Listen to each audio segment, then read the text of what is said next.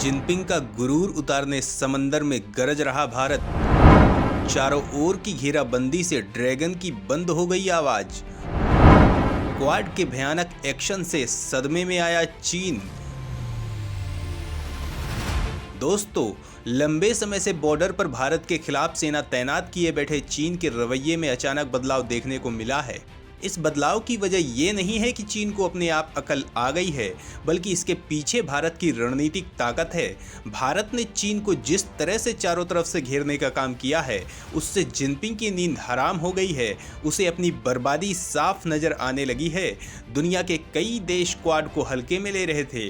उन्हें लग रहा था कि क्वाड कुछ नहीं कर पाएगा, लेकिन अब क्वाड का एक्शन देख के चीन बेचैन हुआ जा रहा है। उसे समझ में नहीं आ रहा है कि वो अपनी मुसीबत का सामना कैसे करे। अब खौफ ज़्यादा जिनपिंग रूस के पीछे छिपते नजर आ रहे हैं। संघाई सहयोग संगठन के बहाने चीन भारत को मनाने की कोशिश कर रहा है, लेकिन क्वाड संगठन अब रुकने को तैयार नहीं है। इससे चीन का दिमाग काम करना बंद कर दिया है। सवाल उठता है कि क्वाड देशों के किस एक्शन से चीन घबराया हुआ है, उसे अपनी बर्बादी साफ क्यों नजर आने लगी है। तो दोस्तों, इस बारे में जानने के लिए पूरा वीडियो देखिए। युद्धाभ्यास में भारतीय सेना मचा रही बवंडर। घातक हथियारों का दमखम देखकर दुनिया है हैरान। दोस्तों, बंगाल की खाड़ी में भारत और जापान जिमेक्स नौसैनिक युद्धाभ्यास कर रहे हैं। दोनों देशों के घातक युद्धपोत हेलीकॉप्टर, पनडुब्बियां, लड़ाकू विमान गरज रहे हैं, अपना युद्ध कौशल दिखा रहे हैं। दूसरी तरफ बहुपक्षीय ककाडू में हिस्सा लेने के लिए एक भारतीय युद्धपोत और गश्ती एयरक्राफ्ट ऑस्ट्रेलिया पहुंच चुके हैं। अभी पिछले हफ्ते ही भारत और जापान ने 2+2 डायलॉग के बाद संयुक्त बयान में विस्तारवादी आक्रामक चीन के लिए बेहद सख्त भाषा में संदेश दिए थे। ये दोनों युद्धाभ्यास इस बात की गवाही देते हैं कि भारत और अन्य दो क्वाड देशों जापान और ऑस्ट्रेलिया के बीच सामरिक रिश्ते कितने गहरे हुए हैं। चौकड़ी के चौथे देश अमेरिका के साथ भी भारत हर साल युद्धाभ्यास करता है। सवाल उठता है कि इस युद्धाभ्यास में दोनों देशों के कौन से हथियार शामिल किए गए हैं। तो दोस्तों, जिमेक्स में चल रहे छठे वर्जन में जापान ने अपने हेलीकॉप्टर कैरियर इजुमो और गाइडेड मिसाइल डिस्ट्रॉयर ताकानामी को तैनात किया है। वहीं भारत ने अपने multipurpose stealth frigate INS Sahyadri, anti submarine युद्धपोत आईएनएस कदमत और आईएनएस करवत्ती को उतार रखा है। इसके अलावा भारत की तरफ से मिग-29 के लड़ाकू विमान, helicopter, guided missile destroyer, Ranvijay fleet tanker, Jyoti और गश्त करने वाले लंबी दूरी के एयरक्राफ्ट भी युद्धाभ्यास में हिस्सा ले रहे हैं। युद्धाभ्यास में जापानी नौसेना का नेतृत्व रियर एडमिरल हिराता तेशी युकू कर रहे हैं। वहीं इंडियन नेवी का नेतृत्व eastern fleet commander rear admiral Sanjay Bhalla कर रहे हैं। दूसरी तरफ भारत का स्टील्थ फ्रिगेट आईएनएस सतपुड़ा और लंबी दूरी का समुद्री गश्ती एयरक्राफ्ट डॉर्विन में है, जहां रॉयल ऑस्ट्रेलियन नेवी के साथ 2 हफ्तों तक चलने वाले बहुपक्षीय नौसैनिक युद्धाभ्यास ककाडू में हिस्सा लेंगे। भारत और जापान की आर्मी पहले से ही नियमित तौर पर धर्म गार्जियन एक्सरसाइज कराती है। दोनों देशों की नौसेनाओं के बीच भी जिमेक्स युद्धाभ्यास होता रहा है। इसकी शुरुआत 2012 में हुई थी। इसके अलावा जापानी नेवी ने इस साल मार्च में विशाखापट्टनम में हुए बहुराष्ट्रीय मिलन नौसैनिक अभ्यास में भी हिस्सा लिया था। जापान पहले से ही भारत अमेरिका के बीच मालाबार नौसैनिक युद्धाभ्यास का हिस्सा है। 2015 में वह इसमें शामिल हुआ। अब तो ऑस्ट्रेलिया भी मालाबार एक्सरसाइज का हिस्सा है। इन सब के बीच अब दोनों देशों की एयरफोर्स भी जल्द ही एयर कॉम्बैट एक्सरसाइज में हिस्सा लेगी। पिछले हफ्ते टोक्यो में हुई भारत जापान 2+2 बातचीत में सहमति बन चुकी है। हिंद प्रशांत क्षेत्र में चीन की आक्रामक हरकतों पर क्वाड में शामिल चौकड़ी भी पैनी नजर रखी हुई है। संदेश साफ है, चीन अगर किसी भी तरह की हिमाकत करता है तो करारा जवाब मिलेगा। दोस्तों, ताइवान के मुद्दे पर भी भारत ने चीन को कड़ा संदेश दे दिया है। चीन भारत के इस तरह के एक्शन के लिए बिल्कुल भी तैयार नहीं था। जब भारत ने एक्शन लेना शुरू किया तो चीन पागल हो उठा है। वो रूस से गुहार लगा रहा है कि वो उसे बचाए, लेकिन पीएम मोदी का साफ संदेश है कि जब तक चीन भारत की सीमा से सेना नहीं हटाता है, तब तक भारत अपना एक्शन नहीं रोकने वाला है। वहीं अब बात केवल भारत की सीमा की नहीं, अब पूरी दुनिया में चीन की दादागिरी को खत्म करने का एक्शन प्लान तैयार हो चुका है। दोस्तों, अफगानिस्तान में तालिबान की वापसी, रूस यूक्रेन युद्ध में अमेरिका की हालत के बाद बाइडेन की इमेज बेहद कमजोर नेता की बनती जा रही है। और बाइडेन खुद की इस तरह की इमेज से बाहर आना चाहते हैं। इसके अलावा समंदर से लेकर अंतरिक्ष तक अमेरिका के खिलाफ चीन की गुस्ताखियों से अमेरिका बेहद गुस्से में है। अमेरिका पर बार बार साइबर अटैक करके उसने अमेरिका के तमाम मिशन को नाकाम करने की कोशिश की।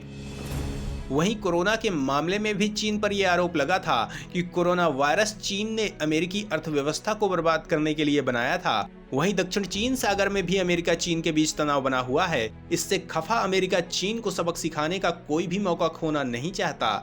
इसीलिए जब उसने ताइवान पर हमला करने की प्लानिंग की, तभी अमेरिकी संसद की स्पीकर नैन्सी पेलोसी ने ताइवान जाकर पूरे मामले को बेहद गरमा दिया, जिसके बाद चीन तिलमिला उठा। बौखलाहट में उसने अमेरिका को धमकी भी दे डाली। चीन की इस धमकी से अमेरिका गुस्से से पागल हो उठा। चीन ने ताइवान के बॉर्डर पर युद्धाभ्यास शुरू कर दिया। ये बिल्कुल रूस की ही तर्ज पर था। रूस ने यूक्रेन बॉर्डर पर पहले युद्धाभ्यास के बहाने खतरनाक हथियार और सेना को इकट्ठा किया था, बाद में यूक्रेन पर हमला कर दिया था। चीन के इस एक्शन को देखते हुए अमेरिका ने भी चीन बॉर्डर पर भारत के साथ युद्धाभ्यास किया। चीन की सिट्टी पिट्टी गुम हो गई। दोस्तों, इसके अलावा पीएम मोदी ने चीन को बर्बाद करने के लिए ऐसा गठबंधन बनाया है कि वो चीन के लिए बेहद खतरनाक साबित हो रहा है। सवाल उठता है कि चीन के खिलाफ दुनिया भर के देश क्या एक्शन ले रहे हैं? चीन को कंगाली की आहट क्यों दिखाई दे रही है? सारी अकड़ ढीली क्यों पड़ गई है? तो दोस्तों, इस बारे में जानने के लिए आगे चलते हैं। आर्थिक बहिष्कार से चीन की धड़कनें हो गई तेज। भारत ने सप्लाई रोककर दाना पानी कर दिया बंद। दोस्तों, दुनिया की तमाम बड़ी कंपनियां भारत की तरफ रुख कर रही हैं और जो कंपनियां पहले से चीन में हैं वो भी भारत शिफ्ट कर रही हैं। भारत चीन के विकल्प के रूप में सामने आ रहा है। मेडिकल से लेकर हर जगह भारत मेक इन इंडिया की ताकत से चीन को पस्त कर रहा है। अमेरिका ने चीन की सेमीकंडक्टर इंडस्ट्री को बर्बाद करने के लिए खुद सेमीकंडक्टर पर काम करना शुरू कर दिया है। इसके अलावा चीन के आर्थिक बहिष्कार की योजना है।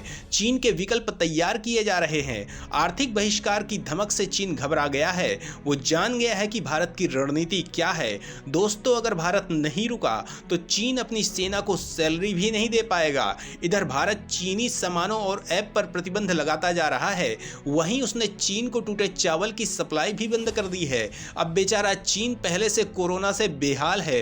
अर्थव्यवस्था बर्बाद हो रही है। अब जब भारत ने टूटे चावल की सप्लाई रोक दी है, इससे चीन में भुखमरी के हालात हो सकते हैं। बीजिंग टूटे चावल का शीर्ष खरीदार माना जाता है। इस वजह से चीन में खाद्यान्न की सप्लाई टाइट होती दिख रही है।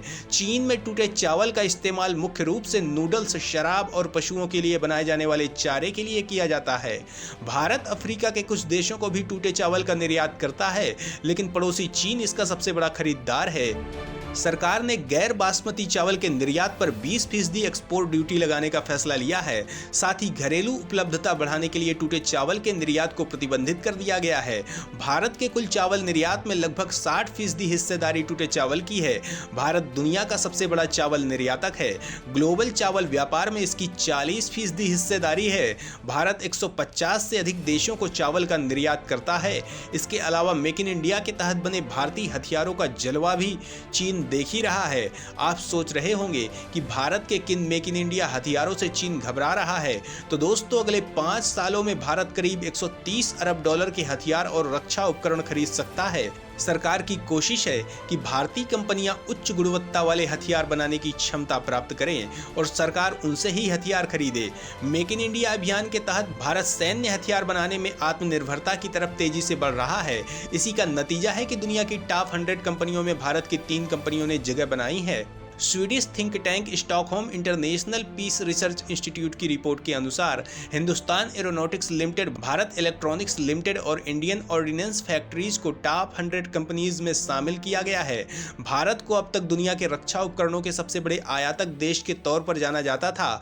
विश्व के आयातक देशों की सूची में भारत का स्थान सऊदी अरब के पश्चात दूसरा है, लेकिन हालिया दिनों में पीएम नरेंद्र मोदी के नेतृत्व में अब भारत रक्षा उपकरणों के निर्यात के मामले में दुनिया के शीर्ष 25 देशों की सूची में शामिल हो गया है। केंद्र सरकार ने 209 रक्षा उपकरणों की एक सूची भी बनाई है, जिसके आयात को समयबद्ध तरीके से खत्म कर दिया जाएगा। भारत में ही निर्माण के लिए 460 से अधिक लाइसेंस जारी किए गए हैं। रक्षा उपकरणों का उत्पादन करने वाली कंपनियों में प्रत्यक्ष विदेशी निवेश की सीमा को बढ़ाकर 74% कर दिया गया है।